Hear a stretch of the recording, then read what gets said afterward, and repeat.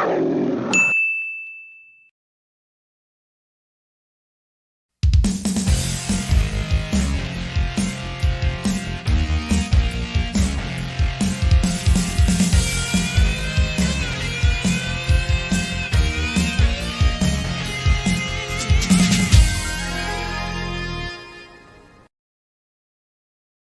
snap. What up, everybody? Bobo here with BrassReel Brothers. And thanks for joining us for another BrassReel tonight. And sorry we're a little late there. Just had some technical difficulties. There's always something going on. But, man, we'll try to get it situated here in the next few ones coming up. You know, everybody that was tuning in, ready, waiting, and willing just by their fires, drinking their eggnog in the summertime. Sorry we were late. But, hey, as always, I got my partner in crime with me. Andrew, what it do? Yo, what up? Oh man, so are you on your computer? Or are you on the phone? You on the computer? Yeah, I'm on my computer. Yeah. Sweet. Well, good, man. So hey, it's all good. We're here now. Yeah. And look, we already got one comment in here. Probably about time, dumbasses. Yeah, it's my old boy Matt Pilcher, my long lost friend Matt Pilcher. A Louisiana boy. Yeah, he is. He's somebody that I went to high school with. This guy, he had a mustache in preschool. No kidding. That's a true story. But today, guys, if you clicked on this, you know that we're here to talk about Comic-Con, everything that has just been released on the full panel of Comic-Con. Andrew had texted me earlier today, and yeah, he was just saying, "Did you see this trailer? Did you see this trailer?" And he texted me the same thing yesterday, and it was quite the weekend, man. What do you? Is there anything just before we get started that specifically sticks out with you? Well, or something that you're just like, I'm really, really looking forward to that. Yeah, I'm actually looking forward to more of the stuff that I've seen on a website called Social Junkie that's talking about all the films to expect in 2023 that are going to be exciting. And I mean, you got M. Night Shyamalan's got a new horror one coming out like January, February. It's got Dave Bautista called A Knock at the Cabin. Yeah, Knock at the Cabin. And then there's an Indiana Jones in June. Yeah. There was another one. The new TMNT. And that poster looks badass. I mean, that poster's got like Krang and Casey Jones, Bebop, Rocksteady. I mean, that looks cool. And then there's a new chapter from Bram Stoker's coming out with the about the ship that was carrying Dracula to London, and what happens on that ship. I forget what it's called, but like that's something I think is gonna be cool too.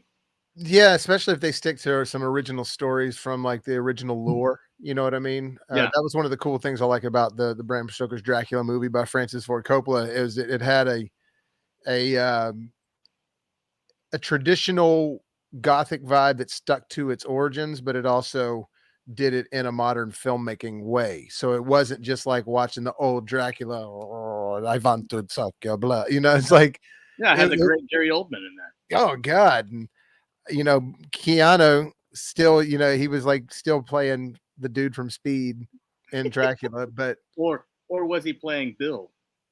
True. So, but speaking of trailers, before we get started, you know, there was a trailer that didn't get time to get really covered, and they've been talking about it. People have been wanting to see this, so they gave us permission to air this. So I'm actually going to play this trailer real quick and see. Tell me what you think.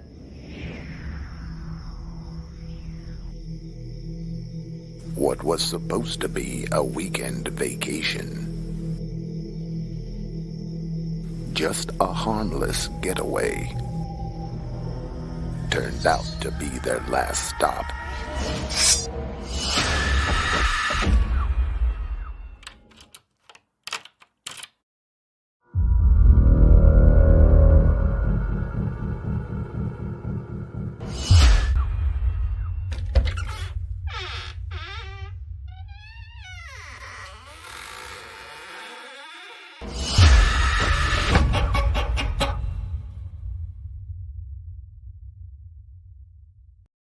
Whoa! So yeah, hopefully the newest trailer for that comes out really soon, because I think that's gonna put that one right there to shame. that it should be out by it was supposed to come out this week, but it should be out by next week now, just because Had more technical difficulties. yeah, more Shizites that I didn't realize that I had to take care of in a certain way. That was one thing with our thing. I've been learning something along the way. But yeah, that's our film, guys. Late Court. If you didn't obviously know that Andrew and I have been, busting our asses over and really working hard on. Of course, there's other people involved in it, but it's our baby. I'll tell you what, man. If people knew what all went into movie making, I mean, they would have a lot more respect even for shitty films, because Yeah, no question. mean, I'm telling you, man. Like the not only did it take us over a year to get that story and then get the script, getting the cast together, shooting it for 5 days, most of those 10-hour days, and that's not even halfway done. After that, you still got post production and color correction, adding the score. I mean, it's an ass whip. And honestly, the filming part truly was the really fun, exhilarating journey part of it. And Yeah. obviously, the post production, there's a journey along in that as well. But it felt like I was staying up, going camping or something. I was doing the filming, but for this one, now doing post production, I'm enjoying it. But man, it's getting tedious. But anyways, hey, let's move forward. I just wanted to chat about that for 1 second. Show you guys our movie Late Core. That's a little teaser trailer that's been out for a while. But we might go live and do a live broadcast when the new one comes out. Who knows? Yeah, who knows? I think we're going to do a lot of stuff trying to promote that thing when it comes out. Yeah, gotta roll with that bitch. Yeah. So you were talking about the Teenage Mutant Ninja Turtles deal. So let me actually just go to that real fast. So did you know that it's Seth Rogen doing it? No, I did not. And you know that it's also I haven't really done a whole lot of research on it. I just saw the movie poster and saw this website that talked about all these other films coming out, and I was like, oh, okay, sweet. So he's directing it. Well, him and Evan Goldberg are writing it. I'm not sure if they're directing it, but they're writing it. And as of right now, it's just called Teenage Mutant Ninja Turtles. I'm sure they'll put some other spin on it, but it's actually it's all going to be CG. It's going to be Nickelodeon's first CGI movie. And there's talks of them still doing another one that's not CG, but this one is going to be like full on like Pixar style CG. You know what I'm saying? So you mean like not just the turtles, but everything? Yeah, the entire thing. Oh man, see, they made that poster look so awesome, and now I know that it's gonna be like a Pixar movie. Like, man, that's okay. That's a little disappointing. I mean, they did a live action one in the freaking 80s or early 90s. Come on, step it up. Well, yeah, and this one, so it says Seth Rogen is again working with creative partner Evan Goldberg and James Weaver on a new animated Ninja Turtles movie.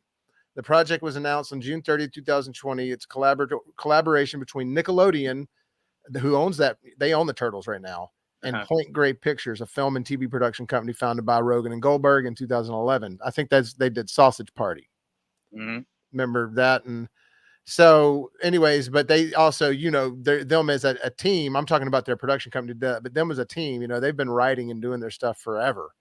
But yeah, I mean, it's definitely not anything from what I understand going to be connected to anything we've seen before. The only thing is that it's Ninja Turtles. We know the Ninja Turtles. Mm-hmm. Yeah. So, I mean, I'm kind of excited about that, but to be honest, it might be I feel like that maybe my hype being so low for it might make it an enjoyable movie for me. I don't know if you remember the old school TMNT movie that came out like in the early 2000s, mid 2000s. But yeah, that was really good. Yeah, it was animated. Yeah, and it felt like it was a continuation of the prior films, part 1, 2, and 3, Secret of the Ooze, and then the third one, which they never called Turtles in Time. They renamed it Turtles in Time. It was just originally Teenage Mutant Ninja Turtles 3. But I actually liked the Michael Bay ones a little bit. Some people dogged on those. I thought that they were actually pretty fun. I really didn't understand the full on hatred for it because I think that he was trying to do something new and fresh and modern with it, but also kind of paying homage to the cartoon a little bit. And I think people were really just wanting this dark Turtles movie. And, I'm here to tell you, man, we're never going to get that Dark Turtles movie that people want like that. I mean, we're not going to ever go back to this shit right here. That's for sure. But we're never going to get that R-rated, like just super brutal. Yeah. Well, I mean, there was never anything about the Turtles that made me feel like it needed to be a dark version of it. Well, the Turtles were, what I'm saying is the Turtles were dark originally. Like, so the comic books, the Turtles were extremely, extremely violent. Yeah, before they got mainstream is what I mean. You know, like when the animated cartoon I remember watching was, I mean, there was nothing ever dark about it, you know. And the true Turtles fans were already mad at that cartoon. So basically it's kind of like saying, are you a Batman fan or are you a fan of the Adam West Batman show? And that's the way the true Turtles fans view the cartoon. Now, there's a lot of people that were kids when they grew up with it, like you and me, that there's love there for it. But for the most part, there's always been this like desire for people to make the original Turtle stuff that was like, they all had red bandanas. They weren't different colors. They just, their weapons is what set them apart. And it was just really dark, dude. They killed. And again, what I'm saying is I just don't think that they'll ever do that. You know what I mean? As much as I would like to see it, they might do a fan made film, but there might be one of those already somewhere. They did that fan made Power Rangers thing on YouTube that was like 20 minutes long or something like that. It was brutal. It was dark. Yeah, that was cool. But they'll never be a mainstream movie like that. No. And there actually was a Ninja Turtles one where Raphael was like doing his thing. And there's actually one where Raphael like kills himself. It's like a short film of him getting prepared and talking and he's like narrating by himself and he's like getting ready for battle. And he goes and kneels down and stabs himself. It's definitely dark. And then there's also this other, I got to find this somehow or another, but there's also this other commercial that was like an Australian commercial where he comes out, Raphael like comes out of the commercial, and I want to say it's like an Old Spice commercial, but there's people in there, or maybe it's like a pickle commercial. I think it might be a pickle commercial. And Raphael's like walking out of the shower, and he's got a towel on, and it's like people are looking, and he's like look at him, and he's like, and then it just like goes to the brand name of the pickle. It was really funny. It couldn't be aired in America, but it was the Raphael. It was like a hardcore Raphael, like he was in the Michael Bay movies. You know, he was like a badass. Well, he was also in the original movies too. Yeah, in the original, he's like, damn. You remember when he starts cursing because he lost his sight? That was for those times in a kid's movie. That was like, whoa. Oh, people! I remember parents I remember hearing the gasps of the parents in the theater.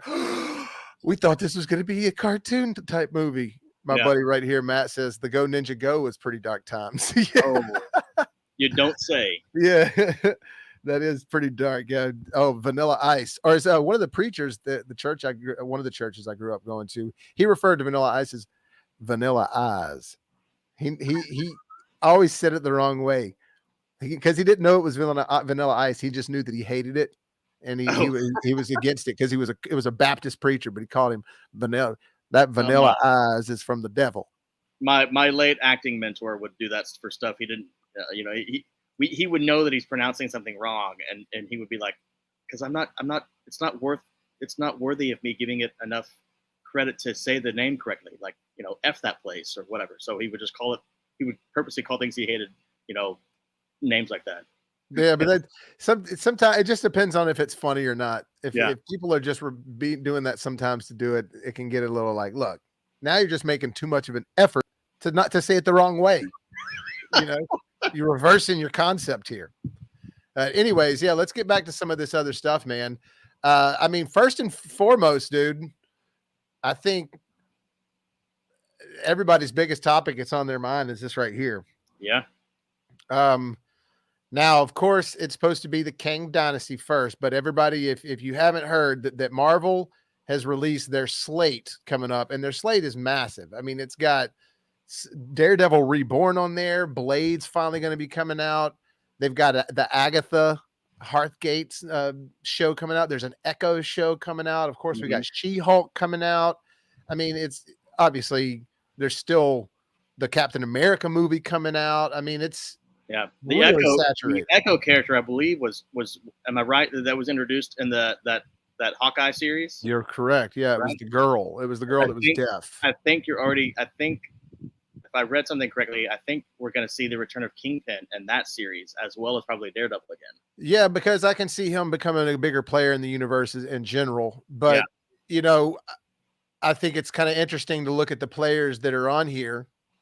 And see, they're going to introduce the MCU's X-Men at some point because they're going to be involved in Secret Wars. If they try to do it without him, that's going to be a huge disservice. It was slightly a disservice to do without him in Infinity War, but this is way more their big part of this. They're already doing Secret Wars without Iron Man.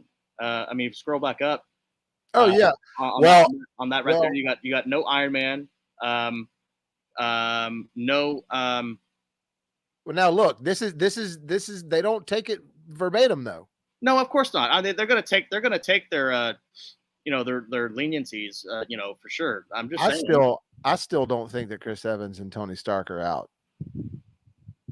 Or Chris Evans and Robert Downey Jr. You think like the multiverse stuff will take a place? Will have something to do with the Secret Wars? Actually, you might be right because I did see something that Andrew Garfield and Tobey Maguire are already signed on for Secret Wars.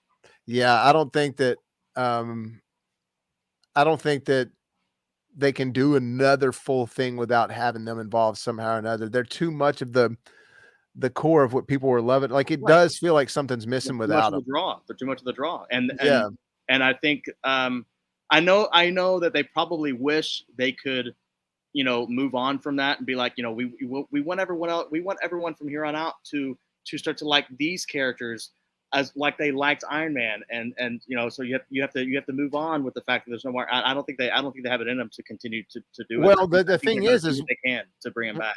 But when they were doing Iron Man and Thor and all that stuff, they were focusing on 1 or 2 movies at a time in the beginning and when they were developing these characters. So by the time you're getting to some of these bigger event movies, these guys so well. At this point, they're just throwing all these characters at you left and right. You're getting 6-7 characters a show. You and I talk about all the time. That's all about, for them right now, it's all about quantity and not quality. Yeah, it is. I mean, and because of that, I think that they need to back up. If they don't back up, they're going to be screwing this whole thing up. I mean, and look at this, dude. I mean, this is supposed to come in and all that. So, I mean, that's obviously why they're getting Tom Hardy involved. Yep. So that they can finally get this black suit involved. And even if you look in the background there, look at everything that's going on. You got Fantastic Four, you got Doctor Strange, you got Captain America, you got freaking Hawkeye, Mephisto, I think is back there somewhere. Dr. Ock, Hulk. I mean, it's just nuts. And you have it as Hulk, not Professor Hulk. Like they've established now that it's never going to be the raging Hulk anymore. He's always going to be what he is now. And to me, I mean, he just seems weaker now. Yeah, well, I know he's not, but he just seems that way now. No, he does seem a little weaker. I know what you're saying. It doesn't have quite that threat of him being the part of the threat of the Hulk is that he was kind of unpredictable. So because of that, it was just like, oh shit, y'all better get out of the way because he's about to start smashing everything. Yeah. Now it's just kind of like smash whatever he wants, when he wants to, and ever how he wants to. Yeah. And talk to you like a normal person, which is, all. Which I mean, look, there's a part of the comics, a significant part of the comics where he was like that. So I mean, it's all right. I get it, but was he like that in the Secret Wars? Is that another liberty they're taking? Well, they made it very clear early on that they're not. Don't expect to see the stuff just translated completely from the. I mean, because right away they're already doing so many things wrong without the Fantastic Four. Yeah, and without the X-Men. I mean, what I'm saying wrong. I mean, meaning that not like the comics. Like all these big major event things that have been happening have definitely involved Civil War. Man, the X-Men and Daredevil and Punisher and all that were huge elements of those storylines. And Fantastic Four. I mean, there was when the Civil War was like more of a major civil war amongst the heroes. It wasn't just like the small group of Avengers divided in half. I know all that. I get it. So I guess what I'm saying is they, the way they've introduced Captain Marvel, they just skipped over the male version, and so I'm not expecting them to ever do it verbatim. They can't switch it up so much because this is what they're left with. Like, you know what I'm saying? Like, it's like, oh, well, shit, we did this way and we introduced it in this order. And so let's figure out how to just get to Secret War. It's like, well, no, you've already made this path. You know, if you decided to grow a bunch of corn, you can't just expect a bunch of strawberries to start growing because you changed your mind. It's not like, no, dog, this is what you've laid out is all this corn. And now you got to figure out what to do with this damn corn. And that's the same way with them now. They've told the story in a certain way and order that it's like, well, you're kind of stuck in this way that you have to either write your way out of or just not do it because you can't do it that right. You know what I mean? Like, yeah. And I will say this, at least now we know where their new quote unquote end game is, which is Secret Wars. Because up until all this was announced, we were all kind of like, well, I mean, what's all the new phases and new characters? What are they going to lead up to? Because we knew what the 23 previous films led up to, which was Endgame. And now, well, what are you leading up to now? Secret Wars, and so at least now we see. Okay, I see where they're going now. I just don't see how they're all connected quite yet. Well, my one other complaint though is that there's not been anything super. Okay, No Way Home, that was a cool event thing that happened. You know, we get to see all these 3 Spider-Men that we love on screen. Doctor Strange 2, I really do enjoy the movie, but I mean, it just starts to feel very compressed and too filled up with stuff, and it feels like that machine a little, you know. And but you had Thanos the whole time that you were kind of worried about, almost from the get-go. Like, you obviously didn't see Thanos in Iron Man.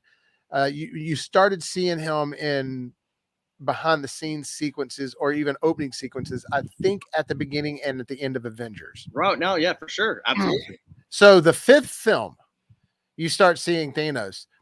Dude, we've gone through a full phase without really understanding who the big baddie is. Well, now wait a minute. Now, is the big baddie? I would assume the big baddie is going to be Kang. The Kang, is it Kang the Conqueror? I have a feeling, yeah, Kang the Conqueror. Because I have a feeling wasn't he at the end of the Loki's show? That was the yeah, main, which was like yesterday. What I'm saying is they've gone through an entire phase without having this buildup of a threat. It's just been these fillers of movies and all these characters, which I get. If you're building up to Secret War, you want all these characters. But by the time we were at Avengers, we had this looming threat of Thanos. It was almost like people waiting for the second coming. It's like, shit, when's it going to happen? When's it going to happen? And all of a sudden it shows up. We haven't had that feeling for anything since Endgame. No, you know what I mean? I know. I know. I mean, they're not doing it the same way. But like I said, at least now we know where they are going. It's just. But I think Kang is going to be not here yet. I think Kang's going to be the first villain. I think there's going to be a second villain that's going to be bigger than Kang that he's just leading up to that we'll see in Secret War more of, or we might see at the end of the Kang Dynasty. I think that Quantumania is going to be where a lot of things get answered and a lot of things really start coming to fruition. For sure. But because I think the bad guy in Quantumania is gonna be Kang. Oh, it is. They said that like 2 years ago when they first announced it. Yeah. So that's not a surprise.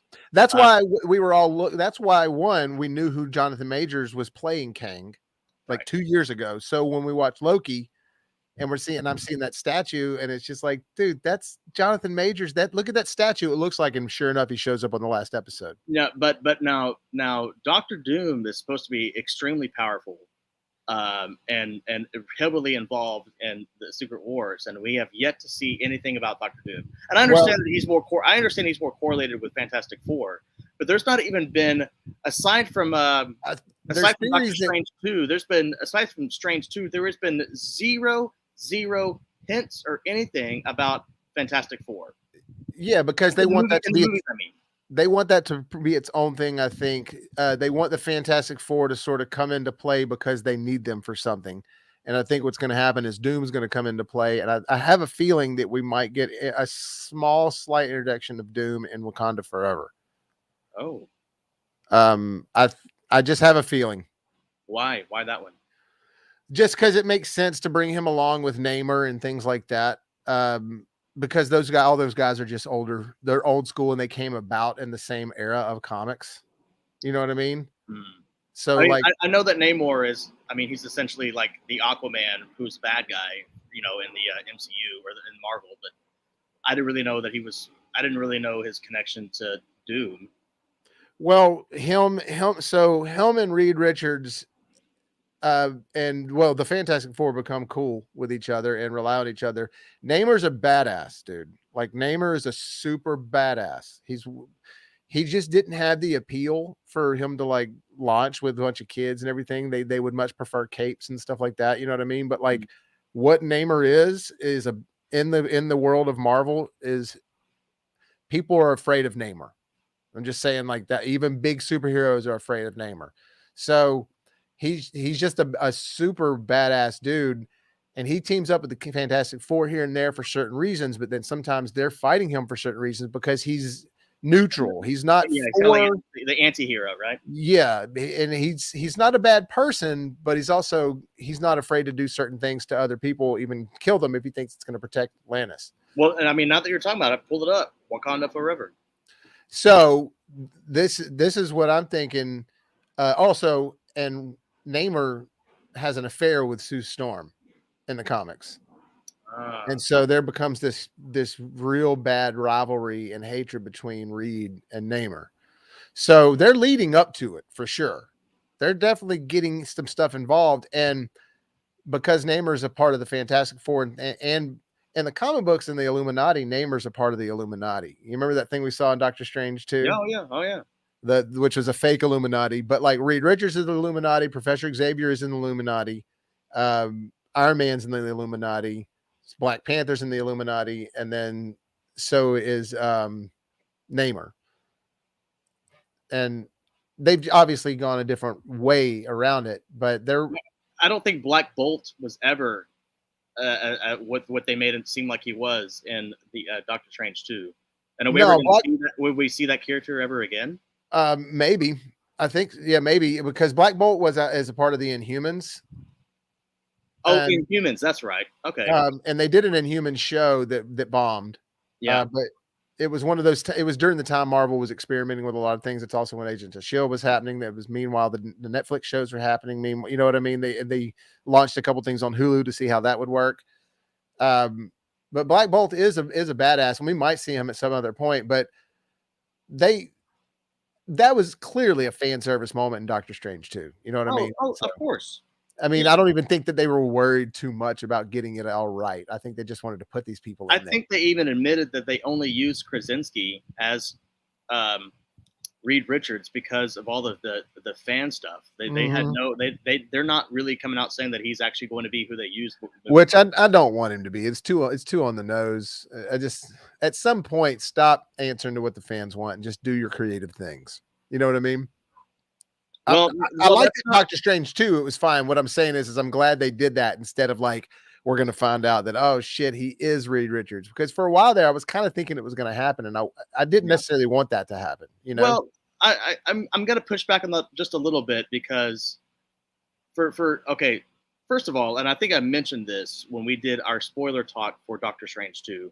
There's already some things that don't add up. I mean, you got Doctor Strange in the multiverse who looks like Doctor Strange, looks like Benedict Cumberbatch. He looks like him all throughout all the other multiverses. He looks like Doctor Strange. But when the Spider-Men come out through the multiverse in No Way Home, they look different.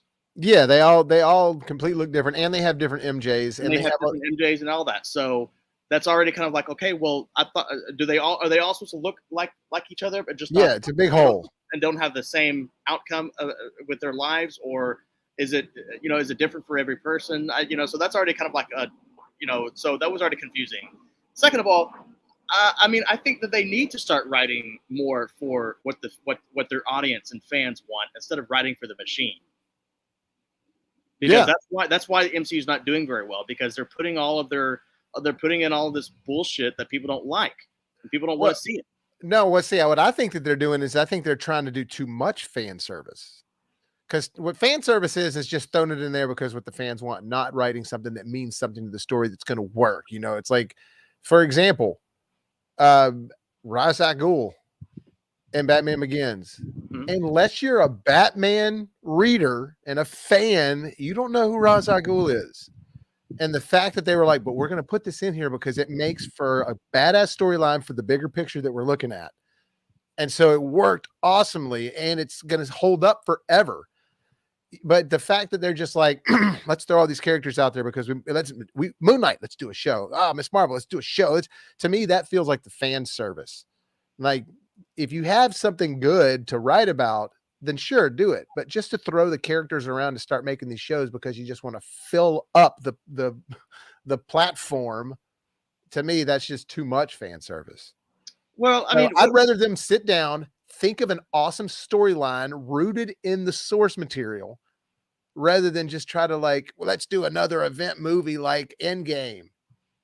You know, I mean, like DC, one of their cool things that's working for them is doing the solo movies, not trying to link it all the time. It's like, yeah, do this because it's what works for y'all.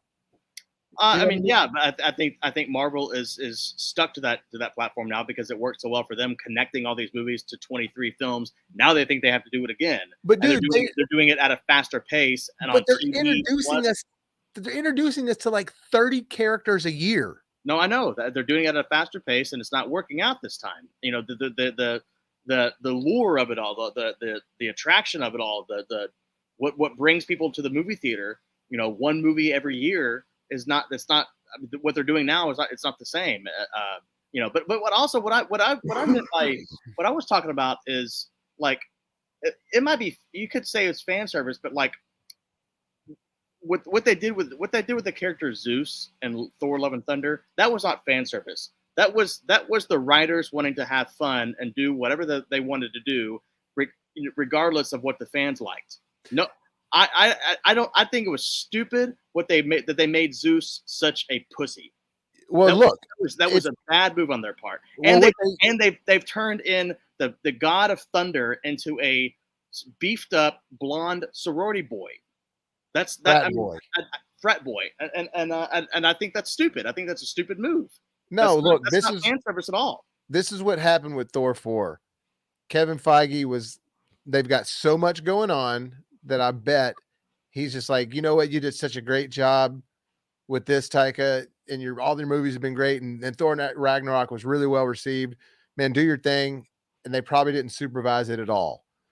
Thor Ragnarok, he had to stick to this cohesive outcome that was going to happen. He couldn't veer. But with this one, they're like, here, do your thing. What I'm saying they need to do is the producers as a whole, as Marvel, need to get this vision together and put a set of parameters on these people like they did with Endgame, go all the way up to Endgame. But with Taika, they just said, here you go, do whatever you want, because we've got so many projects going on that Kevin's just not giving the love to each of them like he used to. And it's clear. I think it's evident. You know what I mean? So I'm hoping that they realize after Taika, it's like, look, you gave too much freedom to Taika and look what happened. Same thing happened with Michael Bay with Transformers 2. They was like, you know what? Do whatever you want. And look what happened with that. What the heck of the whole franchise? Yeah. The first movie, they made him stay within a sort of boundaries because it was, we haven't done this Transformer movie yet. So let's just keep it kind of safe.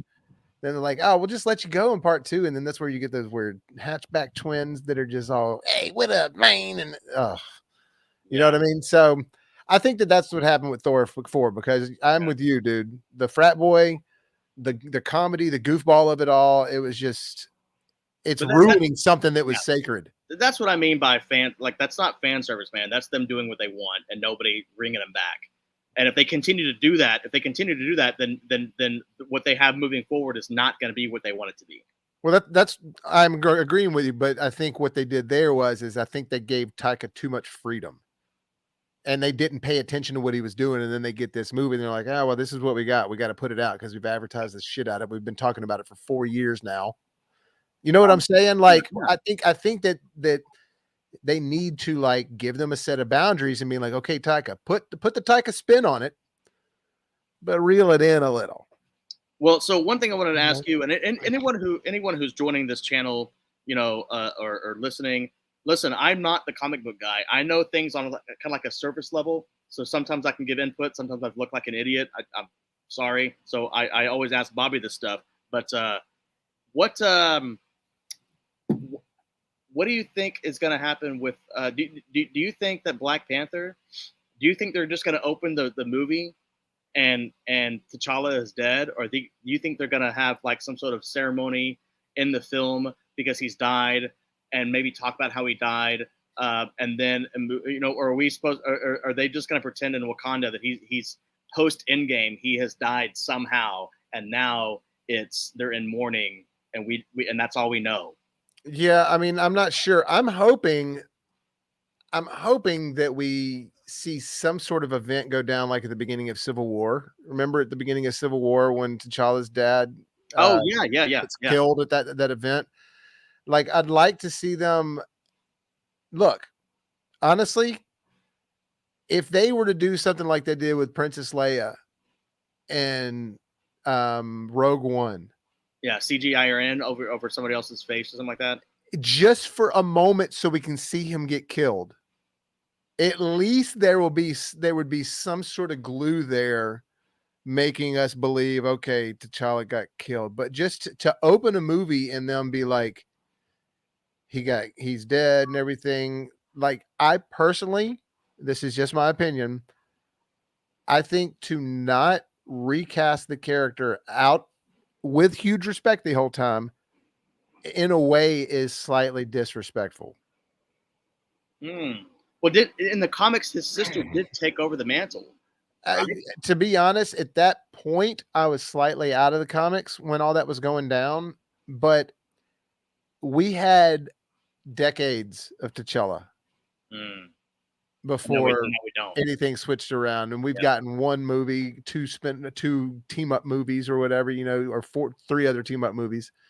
But I guess what I'm saying is that for what Chadwick Boseman did for the character of Black Panther, I think in a weird way to not seriously and carefully, strategically recast him and keep the character of T'Challa and Black Panther going is in its own way kind of disrespectful to how good Chadwick did to the character. It created legacy. I can see both ways. I can see how some people might think you need to help them carry on the legacy that he started with T'Challa and just use somebody else, in honor of Chadwick, but I think the majority of people, or maybe the majority of Marvel workers and people behind the scenes and the creative minds, I think they think that that's too much. Nope, we have to honor him. Our way of honoring him is by not recasting it. And look, and I'm not going to hate on them for doing that. If that's their way of truly honoring him and they think this is the best decision, I personally think that in these types of scenarios, it's one thing if you switch from Val Kilmer to George Clooney just because you switched and you just, but it's another thing if somebody dies in real life. You know what I mean? Yeah. Like that's okay to try to pick up the pieces because it's a tragedy. It's not what anyone planned. And it wasn't because of people making stupid choices or making a bad script.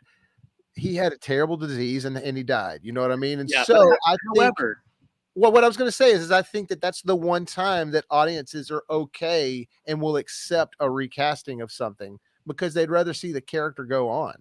Yeah.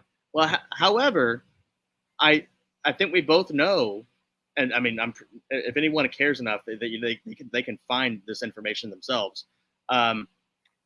When Heath Ledger died after Joker, there was the intention all along was for Nolan to have Joker in Part 3. Oh yeah, they didn't bother. They didn't want to recast that just so they could continue with that story that he already had written. Okay, so I do think there's a little bit of a difference between the character and the role that Ledger played in the Joker and the character that Chadwick did with T'Challa. Now, because of how he died in real life, because of that. No, I'm talking about the level of like. This is not a stab towards Chadwick Boseman. He was awesome. He was a phenomenal actor. The character of Black Panther is an easier character to someone to jump into and replace. rather than someone to specifically do the Joker like Heath Ledger did the Joker. Does that make sense? I know that was going to be your answer. I was just saying. I think that if somebody tried to be the Joker and come in there, he played that character so specifically that for someone to come in and try to do the Joker, you can only do two things. You can either try to do a Heath Ledger impersonation, or you could try to do, which would be blasphemous. Yes. Or you could try to do your own Joker, which would be like, it ain't Heath. Yeah. That, you know what I'm saying? Because he was so specific to that performance. Again, not saying that Chadwick didn't make the best Black Panther, because he did. We don't have another Black Panther. We don't have another Black Panther ever cast in a live action Marvel to kind of be like, oh man, so and so is actually better than Chadwick, but you don't have that now. There's nothing there now, and I guess what I'm saying is I think that the character of T'Challa was more of a normal behaving person. He's more of a kind heart. Oh, hi, how are you doing? Has manners and all that. You know what I mean? Whereas what Heath did was just whack shit that he was. You know what? I guess I just think it's an easier task to jump in the role of T'Challa than to jump into the role of Heath Ledger's Joker. No, I get it. I get it. I think I'm pretty sure you're right. I just wanted to point out, like, well, just for anyone listening, like, what is the difference here? Because I agree with you. I think it would be a much more difficult task for somebody to just take on the role of Joker, knowing full well what just happened and that Heath Ledger is now also won an Oscar for that role. And you want me to do this? Why? Sure. Yeah. I mean, you're right. But look, let's just real quick though. I am kind of excited. I am kind of excited about Wakanda Forever because the trailer does look good. Not gonna lie. It looks meaningful. It looks like they did put some thought into it, and I do like Ryan Coogler. That Black Panther was really good. I love Creed. I think Creed's badass, and Ryan Coogler did that movie. So I have faith that the movie's is going to have something there, but we'll just see. It's just it's really just going to be okay. I hope y'all can do it, guys. Yeah, I think it's going to be.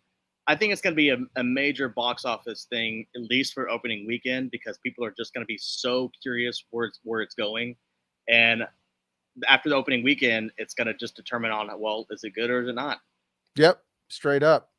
So I was going to show you this too, just while we're still, because we're about to move away from the Marvel stuff here. We got a couple more Marvel things to talk about, but so the Secret War and Kang Dynasty. Obviously, the Kang Dynasty, we're expecting Kang to be the villain, but people are saying that in Secret Wars, the villain's already hiding in plain sight.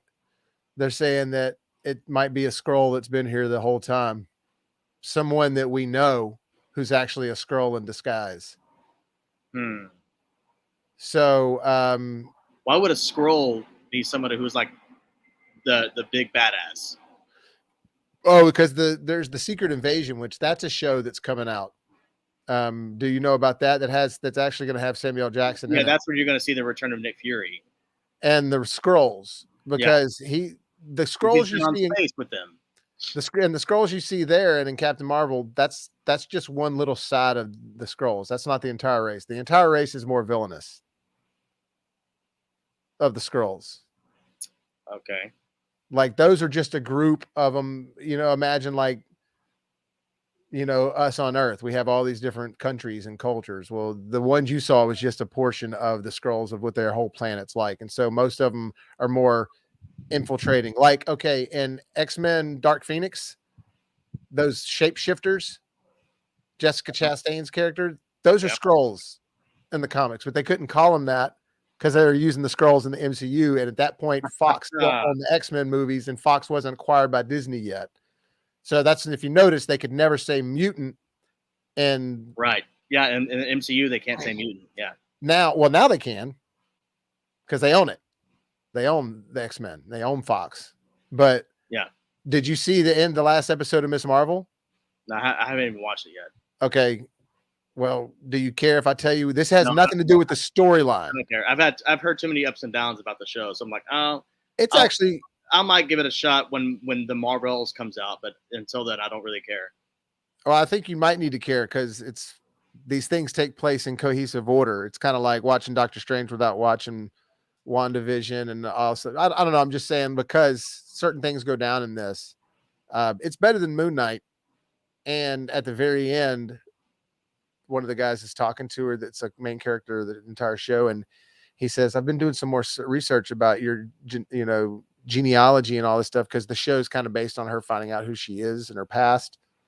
And he's like, "You're evolving." He's like, "You're not actually connected to your parents' genes or the other side or what these other people she was talking to." She's like, or the guy says, "You seems like your genes or whatever are mutating," and then it like goes black. Hmm. So he said basically saying that she's a mutant, which she is in the comics. Full on, you got a full on mutant. And when he says you got you're it's like you're mutating. In the background you hear. Oh, no way. Yeah, I swear to God. And well, so the difference, I guess, so far the difference. Well, hey, real quick, what I was going to say though is they also played that in Doctor Strange 2 when you see Professor Xavier. Oh, I know. So I'm saying that they're building up to it. Okay. Well, I'm just like in the X-Men, and I'm sure you can correct me if I'm wrong. In the X-Men, it always seemed to be you were a mutant because you were born this way. No one really ever became like a Spider-Man and was called a mutant. Am I wrong? No, you definitely are. You have to be born with the gene, but that's what they were saying at the end of this show. It's like she's evolving and changing. It's just and most of the thing with the mutations is it happens around puberty. Most of the time, not all of them, but most of them do. Like Jean Grey is an exception. She has it like right away, and it's fucking up her family. Everything around her. But most of them, like Rogue, it starts happening when she's a teenager and all that. And that's always been part of the sort of mutation thing. Is it's when you go through puberty is when you start mutating. You have the mutant gene. Yeah. So they didn't really just call you a mutant they wouldn't call Spider-Man a mutant because he didn't have the gene. It was just something that happened to him. In fact, that's been a whole thing in the comics before is why he had tried to join the X-Men multiple times and they were like, "No, you're not a mutant. It's like Captain America's not a mutant." And that's why he was always an outcast, or not outcast, but kind of a loner. Yeah, he couldn't join the X-Men. He couldn't join the Avengers. They just used him when they needed to. Right. And he would help out. Obviously at the end of the day, it was fun for the storylines. But anyways, I just thought that'd be cool to show about the Skrulls might maybe be in the villain. Well, now wait a minute. Now in the Secret Wars in the comics, the villain, the ultimate villain, was like something. I think they called him. I think it was like it was some one word like Beyonder or what you know what I'm talking about? To be honest with you, I can't remember.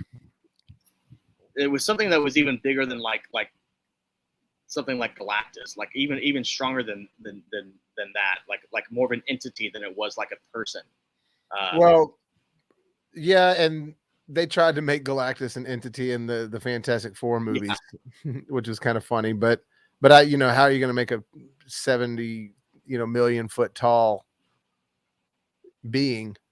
I'm not sure what they're going to go with in the villains for Secret War as far as sticking straight to the comics or going their own way because it's what they're developing with other things.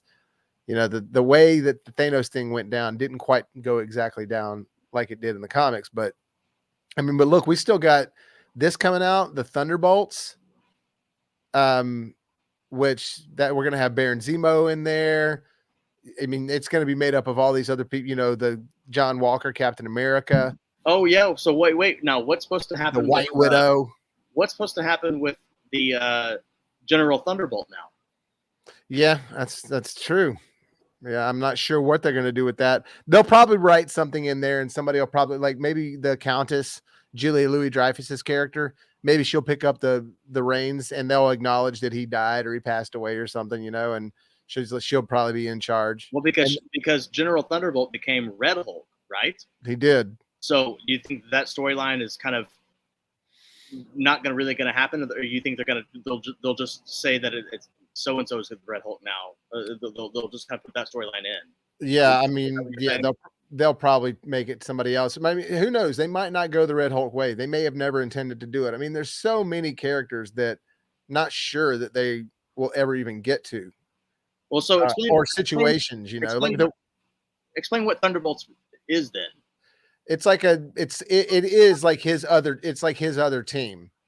It's kind of like a Suicide Squad. That's what I'm about to say. Is it like Marvel's Suicide Squad? No, but not like the Suicide Squad is whack as hell. This isn't like that. This is actually still more like serious. You know what I mean? Yeah. Like I said, Baron Zemo, like everybody involved, you know, the John Walker character, something's tarnished with him. The White Widow. I think that's what people are calling her. That's what I call her. I am curious and looking forward to the Captain America part 4, which is would that be accurate? Would it be Captain America 3? No, it'd be Captain America 4. Part 3 is Civil War. Okay, yeah, okay. I guess you're right. Yeah. So I am curious and intrigued about where that's going to go because I mean, you know, that series ended with him with Sam Wilson taking up the mantle, you know, the shield, becoming like a Falcon Captain hybrid. So what do you think of that title? Meanwhile, you've got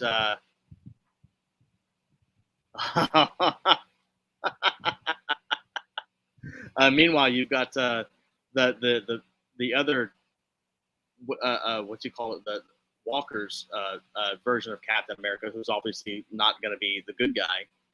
Well, yeah, that's what I was just saying. He's on the Thunderbolts, John Walker, and so yeah, I mean, I'm not sure if he'll be a part of Captain America 4 or if Captain America 4 will be evolved around the Thunderbolts. You know what I mean? Yeah. Maybe that'll all be connected. I mean, I'm very curious. Like I said before, I'm here. I'm all the way here until they stop making them. You think they're going to keep Sam Wilson as Captain America all the way up to help him fight in Secret Wars? Probably, yeah. Unless they decide to write him out and kill him somehow, but I don't think that'll happen. I think that they'll definitely keep him for a little while. Hey, I have it pulled up right here. It's the main character, the main villain in Secret Wars is in the comics was the Beyonder, which is a character who later appeared. He took human form, but he could destroy the entire universe if he wanted to. But it also says Dr. Doom. So, but neither of those characters have been introduced. So, well, isn't it 25 like that coming? Isn't it 2025 though that Secret Wars is coming out? Or is Kang Dynasty come out in 2025? Hang on, let me find out right here.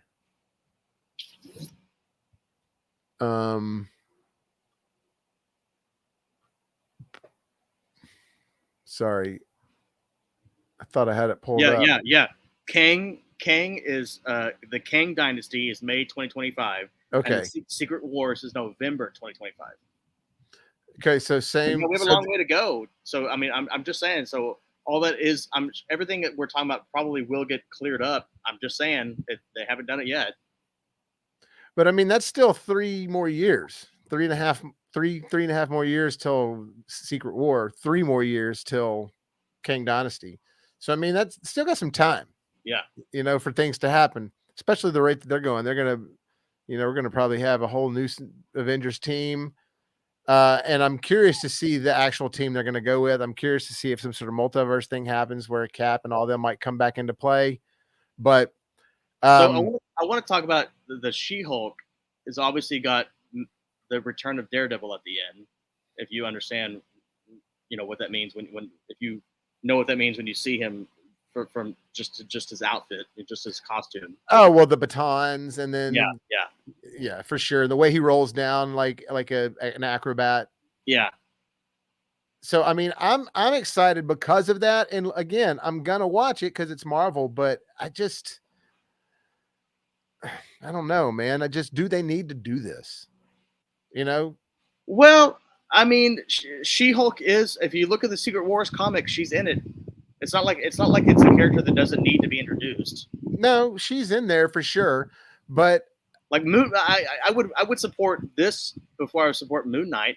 I still don't get what they thought. I still don't understand the purpose of Moon Knight and where that's going to go. Yeah, I mean, I just didn't really care for the storyline and the story arc they chose to go with, but I do like the character of Moon Knight. And I'm not saying I dislike Jennifer Walters and She-Hulk. I don't. I like her. I just don't know if I am liking the way they're going so comedic with some of these shows now. They're just starting like this feels like just this tone of its lightheartedness, and I just don't care for it. You can have comedy in there and still make it work. And I do understand that, you know, she's going to be representing the Thunderbolts, which, you know, she'll be backing up. Yeah. So that's, you know, Abomination is going to be a Thunderbolt. So anyways, I just hope it isn't silly. I don't like that. I don't like that. I feel like because of what I saw what they did with Thor. I don't like that this is another attempt of making they're going to make her even stronger and more powerful than Hulk. Yeah, maybe. And that's already going to be like, I mean, okay, no, you can't dumb down. You can't weaken the Hulk, man. Like it just bothers me. I don't know if she's going to be stronger than him. I think she just might be more cunning, and it might be the difference of like younger and older. You know what I mean? But I don't think that she's going to be like stronger than him. In fact, I wouldn't be surprised. I might be wrong, but I wouldn't be surprised if there's a moment where he has to finally like come into play and save the day full force and be like full on Hulk smash or something. You know what I'm saying? Like, now that would be cool. Yeah, that would be cool. Now I would be on board with that. Can he be like? Can he get away from the smart Hulk and go full on rage Hulk? Because we didn't even see if he has to. If he has to, we didn't even see that in Endgame. In Endgame, he shows up and he's fighting away because he's still strong, but he's all still talking and whatnot. Like he didn't even go full on smash Hulk then. Right. So can he do that still? I want to know that. I want to know that. That'd be cool. Or can something push him to it? You know, can something make him so mad that he loses it? You know, So yeah, I agree. That would be cool. And look, I don't know if Daredevil's going to pop in as an in credit scene or if he's going to be a part of it as an episode. I can't expect that he's going to be a part of the full thing, but I mean, it does have me interested to see that, you know, they're showing a suit and it doesn't look like the one from Netflix. No, of course not. They can't do that. They want us to pretend as if the Netflix series never existed. Yeah, I think so. Which I have said this before, and I know you don't agree with me, but I think the Daredevil series on Netflix is something that is the Daredevil series on Netflix is something that Marvel will never be able to replicate. It was really, I thought it was awesome. I thought it was dark. I thought it was something that has never been done before. And because Marvel has gone in a different direction and Disney's going in a whole new direction, they're just never going to let you see that. And they're never going to duplicate something like that. And I just liked it. I just really liked it. It was not for kids. It was for adults. It was What's gritty. The thing? Daredevil's for kids. Comic books that were created for kids. Yeah. Well, they're not doing that with Batman. But they're still keeping it to a level where Batman can watch it. I mean, kids can watch it. Batman got dark in the comics, but it was never so much to where it was like the Daredevil show, to where that show was fully R-rated, and it just wasn't like, I don't think it was bad. I think it was great. I just don't think that there's a world where you can have a whole franchise of films working like that. I mean, I think the Joker did well. You proved that R-rated R stuff can work. I think a couple times here and there, but not on the mass for those characters. They're comic book characters, man. That's what they were created as. Okay, fine. I mean, agree to disagree, but stop. Well, then stop. If they're comic book characters and that's how you believe, then stop turning them all into the Dark Knight. Make them all what we're seeing now. So because I liked the Daredevil series. I thought it was fantastic. I liked what they did with the Punisher. No, I do. All that was something that Marvel now is not going to touch. No, I'm not excited. I am not excited to see what Daredevil is doing now that it's part of the MCU.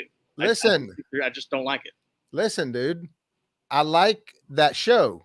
You're acting like I don't like it. I'm just telling you that's cool, but you're never going to make it work to where they can make it keep going with a bunch of characters. if you want to do that direction, then you're going to have to make a Daredevil show and only that. You can't make a Daredevil R-rated Daredevil and then place it in a PG Spider-Man movie like the Deadpool that's going to be coming into the MCU. I know they're going to do some sort of multiverse fourth screen wall deal where he's going to be like, oh, I'm in the MCU now, so I can't curse. And then he'll start saying that and everything like that. All I'm simply saying is that we will not get a ton of R-rated Marvel movies. It's just not going to happen because it's just not what it ever was intended to be. You have a dark character like Daredevil. You have a dark character like Punisher. But even then, they started writing R-rated series for them in the comics because people wanted it, but then they never sold. I just don't think it would work. You could have Daredevil for a Daredevil series, but then you won't ever be able to incorporate him with Spider-Man and the X-Men because those aren't R-rated characters. You know what I mean? I mean, in Logan, you have the Logan movie where it's an R-rated movie, but that's also its own little thing. I just don't think that. I thought Batman was too dark. It was the Batman. It was just too drab. Yeah, the newest one. Yeah. And I think that you need to have that sort of, again, I think you can do a dark PG-13 Daredevil. I don't think that you can do an R-rated dark Daredevil. Because there's some PG-13 horror movies that you like, right? A couple. Yeah, sure.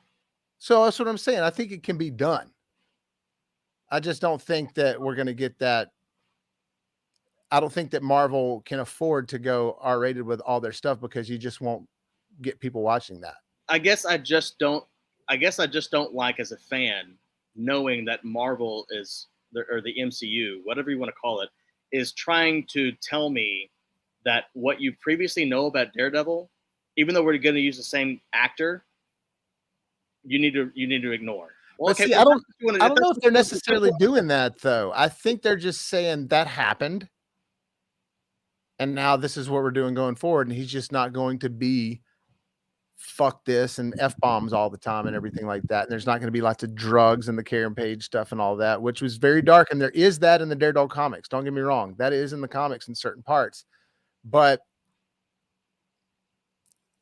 I don't know. I think they are going to shift it. Yeah, you know I mean, obviously, and maybe you. I mean, maybe you're right. Maybe they shouldn't have ever been that dark anyways. But I think that Marvel needed to do something like that because it was the #1 show on Netflix for a long time. People raved about that show. No, it did really good. There's a reason they made all those other shows. But again, how are you going to put that Punisher into this world of the MCU? Well, then don't introduce him. You'd rather them not ever introduce Punisher or Daredevil at all, even though they exist in the comics? I would rather them not bother introducing Punisher if you're going to mute his mouth. Because it's different with Deadpool because he's already broken the fourth wall. He did that. He broke Deadpool broke the fourth wall in the first one. He talks straight to the camera and makes jokes. It's funny. Mm-hmm. He's already able to establish. He's already established as that kind of movie, that kind of character who likes to do that. That I think that's going to work. And with your idea of saying, "Oh, I can't curse right now. I'm in the MCU." Hint, hint. It's funny. I mean, he made fun of him in part 2. He's like, and someone's like, the studio couldn't afford to put more X-Men in here. That's funny shit. So that works. But trying to put Punisher in the MCU when he's already been introduced on the Netflix series, which was they could write whatever they wanted to and make him mean and he kills people, which makes him the anti-hero. No, you can't put him in the MCU. So I'd rather them not do it. They could make him kill people. Wanda killed a ton of people in Doctor Strange too. I mean, they could make him kill people. He could still shoot people. People get killed in the MCU. He just can't say F-bombs. There can't be nudity. They just has to be slightly dialed back. I still think they can make him dark. I still think that they could make him pain-filled and not say much. And when he does, he still could say shit, son of a bitch. And he could almost say, listen to me, you, and then somebody could cut him off in dialogue before he's able to finish it. I think it could still work without it just having to be super gory. You know what I mean? Or super F-bombed up. I think we could still, because Doctor Strange 2 was slightly scary, right? Yeah, and I that Punisher with that the Punisher that came out in the early odds with Thomas Jane, was that PG-13? It was. So I actually liked that movie. It was fine. Yeah, You know, I think it gets a bad rap. it gets a bad rap, but I dug it. So I guess the problem that I'm having now is that they introduced a Punisher in the Netflix series that was the way I thought Punisher should be. I understand he's a comic book character, but he's still an anti-hero, and he's still vicious, and he's still I mean, that line he says to Daredevil in that series, "You can't finish the job, I do it. I put these fuckers down." I was like, oh, dang. No, I mean it's great. It's like your daddy's. It's like this ain't your schoolboy's comic book for sure. Yeah. I mean, I love it. So maybe it's because I see that Punisher now, and I'm like, that is the anti-hero, But we've all read Punisher for decades before that show ever came out. You know what I'm saying? But he was. But he never said the F-bomb until they tried to make some mature comics. You know what I'm saying? But they were able to make comics that were sold to little kids with the Punisher, and he would kill people and everything. It just wouldn't be so in your face splattered. You know what I mean? All right. I mean, you're more the comic book guy than I am. I'm just telling you what I like from that show. So now, the Thomas Jane one, I thought the Thomas Jane Punisher would work in the MCU. Do you think that? Okay, I'm not saying they should recast. I'm not saying they should bring back 50-year-old Thomas Jane. I'm just saying that demeanor of Punisher would work in the MCU, not John Bernthal. But John Bernthal is a way better Punisher. He is the Punisher. You know what I mean? Like, he looks like the Punisher in the comics. He's a better Punisher, sure.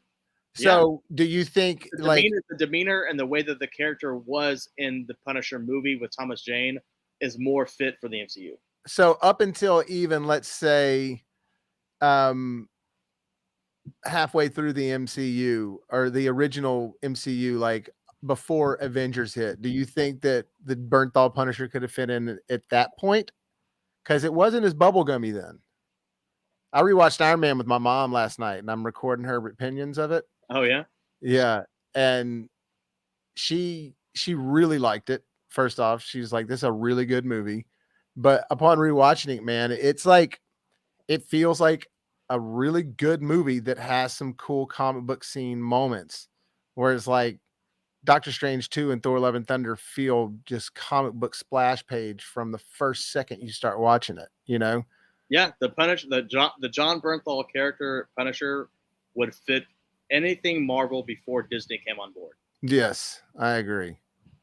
Yeah, they've sheened it up too much now. So look, I just want to reiterate, I agree with you about Daredevil. It's awesome.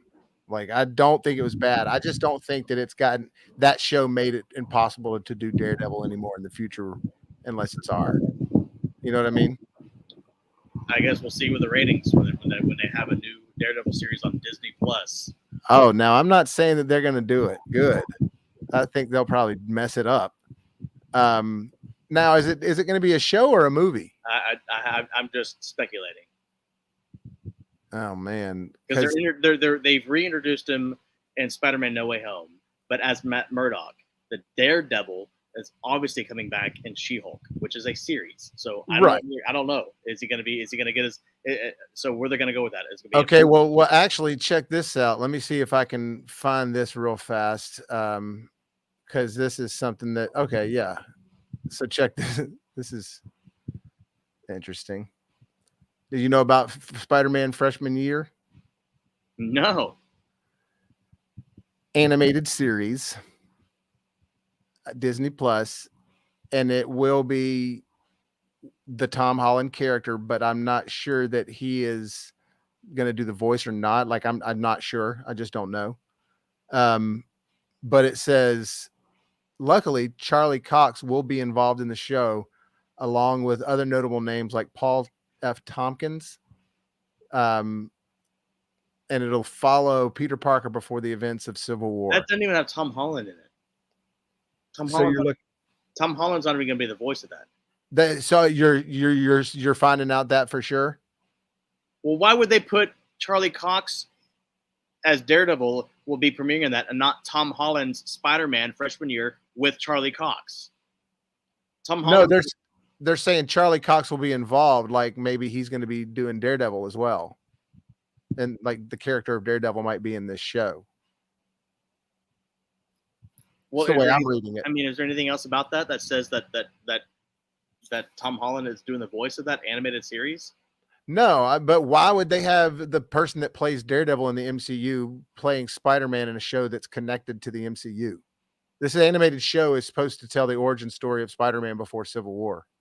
No, I know. Clearly that is their way of retroactively putting Daredevil in the MCU through an animated series because Charlie Cox is going to be the voice of it. But is that even going to have Tom Holland as the voice of Spider-Man? Oh, that's what I was saying. I'm not sure if he's a part of it or not.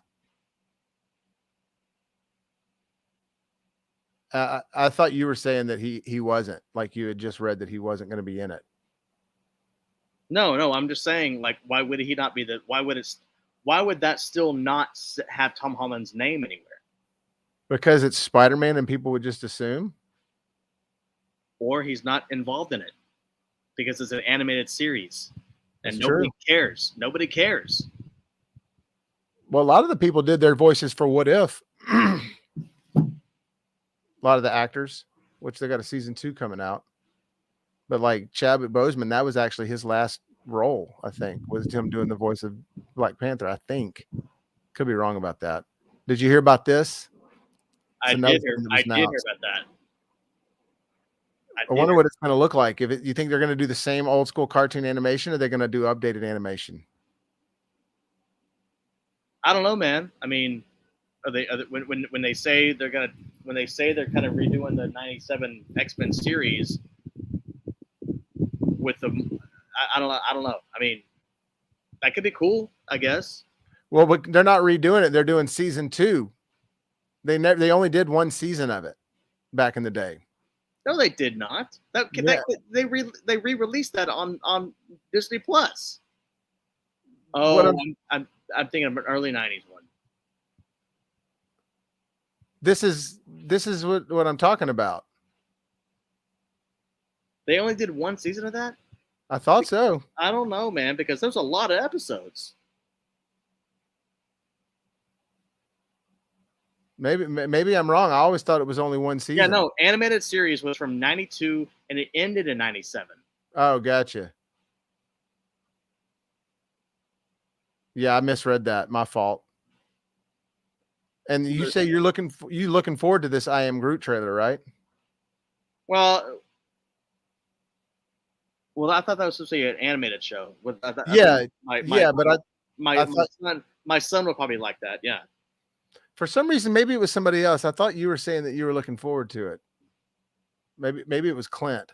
What about Marvel Zombies? You interested in that at all? I have no idea what that is. So, it's basically what if the whole world was Marvel? It was like Walking Dead, but everybody's zombies. Speaking of, another Walking Dead show coming out called Tales of the Walking Dead, starring Terry Crews. Yeah, they need to stop this Walking Dead stuff, man. I agree. I just don't know how much. I don't know how much longer they think they can go on with all this. Yep. Now I do know that Rick was supposed to be getting a movie actually to explain what happened to him after they thought he died, and I don't know what happened with that. And I guess now it's turning into another show to show another series to show what he's actually been doing since he actually did not die, but they think he did. Because it says McConey and Rick are getting their own show. I haven't watched Walking Dead since like season 3. I kept up with it up until this last season, and I just started watching so much stuff. And I'm just like, I will sit down and eventually try to finish the whole, because the series they brought it to an end, and I think it got brought to an end. Maybe like as we speak, it's coming to an end.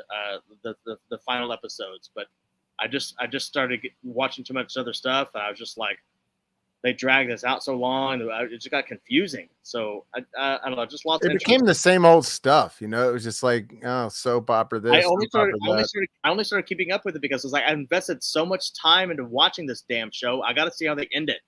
Yeah, Still haven't I even- didn't invest enough time in it initially, luckily, so I didn't. I just was like, after season 3, I was like, I'm over it. Now, So Shazam, I mean, is that going to tie into Black Adam? I think it is supposed to, yeah. From what I understand, it's supposed to. I'm not 100% positive, but I'm really excited about it. I liked the first one a lot, and I think this one looks like it has the potential to be a little better. For some reason, I just think it does. I think that they didn't fully fire all their guns on the first Shazam because they weren't sure. They just weren't. They weren't sure if people were going to respond to it well, but people did. A lot of people liked it, so including me. And I'm really excited to see what they do with this one. I think his humor is going to shine through a little more. I'm definitely curious to see what all of the team is going to be like, and I'm curious, like you, as to how it's going to connect in with Black Adam. You know, Superman being at the end of the first one, but it was, you know, Yeah, but they could show. So I mean, DC just got to get their act together with who they're using for these. I mean, they don't know who they're using for Batman going with when it comes to the DC universe, because it ain't Pattinson, and I don't even know if it's Affleck anymore. well, Affleck stepped out, but now he's back because he said he did the Flash movie, you know, because that's got Affleck as Batman and Michael Keaton as Batman. Like, Yeah, so they're saying that the end of the Flash movie leaves it open for Affleck. That's what I've heard. And Affleck is in a way better spot in his life right now. You know, he just got married and shit. Yeah. So I could see him returning to the character and giving it the run that it deserves, which I would love. But you know, you're right. I rewatched Batman vs Superman the other day. My son likes to watch the Batman Superman fight scenes, and I got to be honest, man. I think Ben Affleck played a great Bruce Wayne. Yeah, he did. I think he did the whole package. Personally, since that came out, I've always said that may not be the best Batman movies, but I think that he's the best Batman. He's, to me, what as a child, as I saw as the character. Like when I look at the comic books, and like I see Ben Affleck, I just do. I think he just did a really good job at it all. But I also think that just maybe. Bruce Wayne has a little bit of a dark side, and I think that at the time they were filming that whole Batman vs Superman and Justice League, that he was in a dark time in his life, and it just really showed up. Like, that guy is going through some shit. Well, you know, in his interviews, he says that Batman versus Superman was fun, and he really enjoyed it. But he was towards the end of that shoot is where he was entering a dark phase of his life, and he said that Justice League was very dark. Like he said, he was an extremely dark, like probably the darkest he's ever been. And it doesn't show through as much in the Whedon cut, but it really shows through in the Snyder cut. Yeah. You know what I mean? Like you can tell. The Whedon cut, it's all reshoots. You can see Fat Man in that. I don't know if you've noticed in the Whedon cut, like there's moments where there's one scene where Wonder Woman's helping him get the suit off, and he's got like his under tight, and it's like you didn't look like that a minute ago in the other scene, like because they did all these reshoots for Whedon. Anyways, this is one of the other big ones I was wanting to talk about, and then we're going kind of overtime now. But yeah, what'd you think about this? I mean, it's a John Wick film, dude. I mean, I love Keanu Reeves, and I'm not saying that I love him because I think he's a great actor. He's never going to win an Oscar. No, he's just one of those guys that if you don't like Keanu Reeves, then you just don't like good people. I agree, man. If you don't like Keanu, something's wrong with you. He's a good dude, and I don't care that he's like one of the few guys that can get away with just doing the same thing on screen, and I like it. Like, there's just something that maybe it's because of who he is. And I'm like, yeah, there you are, Keanu. But even like, I mean, you find me one kid or one teenage nerd who would look like Bill from Bill and Ted and be some nerdy guy or rock star guy who, you know, is actually kind of a nerd, whatever that portrayal is to you. You find me one of those dudes who would not grow up and want to be John Wick. I mean, that whole thing. You got Keanu Reeves goes from Bill and Ted to Speed to Constantine To the lake house. to Matrix to the Lake House. Yeah. No, yeah, and then I mean, he may Ninja not have, Assassin. Do you remember that one? oh yeah, he may not have much of a range as an actor, but he's got a certain level of charm, and you have to have that. I mean, And he's got a work ethic from hell. you have to have a certain level of charm. I mean, really, to make all these people want to just continue to bring you onto the screen. I And agree. to hate on him, he's just one of those people. I'm just like, I refuse to stand by and let people hate on him I because think people are done hating on him, though. Don't you? I think people are kind of like, yeah, Keanu's cool. I feel like that. I mean, I don't know. I'm just talking as if people still are. I really don't know. You know, and then you hear these true life stories about how he, you know, gives up his seat on the subway in New York. You know, which nobody does. I mean, people are fucking rude, especially in New York. They don't care. Yeah, you but know? he's a cool guy. He's done all kinds of cool He's stuff. that guy that will give somebody the seat. You know, which is a simple gesture, but you would be surprised how few people do something a gesture like that. And he's that dude. And he gave 50%, if not more, of his Matrix 4 paycheck to charities. Yeah. You know? So I mean, I'm just on hearing people hate on Keanu Reeves. But that's what I'm saying. I don't. The guy went through so much training for the Matrix. The guy could be a Navy SEAL. It's insane what that guy can do. But I don't think people are dog. I think people have been over this like making fun of him thing anymore. I think people all like him now. Is what I'm trying to say. Because I think it's like after a while you pay your dues, and people don't really care. Like I think people remember the John Wick thing and the idea that he came back, and I think people still kind of remember the Matrix and cut out the other ones. I think he came out recently saying that he will make as many John Wick movies as the fans will go see. Hey, well, and they can do that because they're slightly episodic, like a Bond movie. You know what I mean? Like they don't necessarily have to, even if one isn't, as long as they just keep giving you the John Wick, you know, like in this last one, he's got samurai swords while they're shooting at each other. I mean, dude, all right, bring it on. I want to see that. I haven't seen that in a movie before. There was one other. Oh yeah. So this is a girl, right? Oh yeah, that's totally. I think that is going to be revealed as his sister. I forget her name in the movie. I forget her name too. The one who was basically trying to. She was one who was basically trying to do the surgery on Vision. Yeah, no, I remember the skinnier one, and I remember who she is. I just can't, for some reason. Yeah, no, I think she's gonna take on the Black Panther mantle. I think that's not because Chadwick died. I think that is in the comics at some point where she becomes the Black Panther. Right, but if Chadwick wouldn't have died, that wouldn't have happened. No, of course. Yeah, so yeah, they're not just making that up. Kind of like the Jane Foster thing coming to Thor. They didn't just make that up. I mean, that happens, but right. But it just for Black Panther's purposes, they're doing it because they have to. What about this? They didn't have to introduce Jane Foster as this next. No, but they did. They felt like they had to. Yeah. What do you think about this right here? That's that trailer with Skarsgård. Remember Barbarian? Yes. We saw it at the beginning of what was the last movie we went and saw?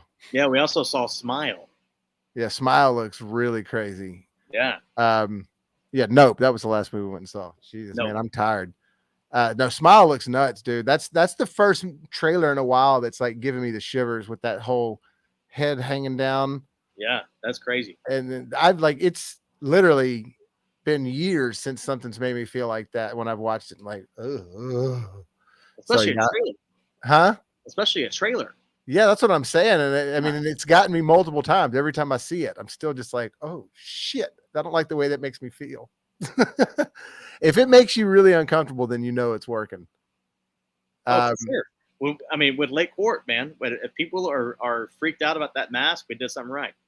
You know, and I got to tell you, dude, I think this, now that we're, just way over what I usually run on a stream, I think that me having to do this 1080 pixel thing instead of the 6K thing for Jeff, like redo all the sequence settings, is actually a blessing in disguise, because there's a couple things that I think I'm making better. And I think it's allowing me to see a couple things here and there that it's better that it happened. It's taking a little more time, but it's better that it happened. Right on. And on that note, I gotta go. Yeah, dude. I'm sorry I ran over, dude. We just started talking. No, we ran over. Yes, my bad. Yeah, I get long-winded, dude, and I'm tired right now, dude. If you can't tell, I'm starting to get kind of scatterbrained. I'm not firing on all cylinders. As my son says, my eyes are making me very tired. Dude, that's got to be the cutest thing I've ever heard. I'm gonna start using that. My eyes are making me very tired, dude. That is literally the cutest thing ever. I can't believe I've never heard that before. Dude, that's his Spider-Man thing the other day. Super cute. Like, I don't know what it is the older I'm getting, but that kind of stuff, dude, it'll warm your heart, man. Oh, like you would not believe. Like, I don't want to be a dad. I'm cool, but I love that all my friends' kids have that stuff going on. So I love that stuff, dude. So now that you just told me, my eyes are making me tired too much. All right, dude. Well, hey guys, thank y'all so much for joining us, and appreciate y'all putting up with me and Andrew as always. And didn't look like we have a ton of people in the stream tonight. I think we had a couple, and they said we're out of here. Yeah, we'll get some views later. Oh, it'll all happen. So hey, I think we're going to try to talk about some Friday the 13th tomorrow. Oh no, we're going to go see Vengeance tomorrow night. So we'll see what happens with that. Yeah. So hey, much love, guys. Appreciate y'all much. And if life gives you lemons, make some hot fresh popcorn. Oh shit.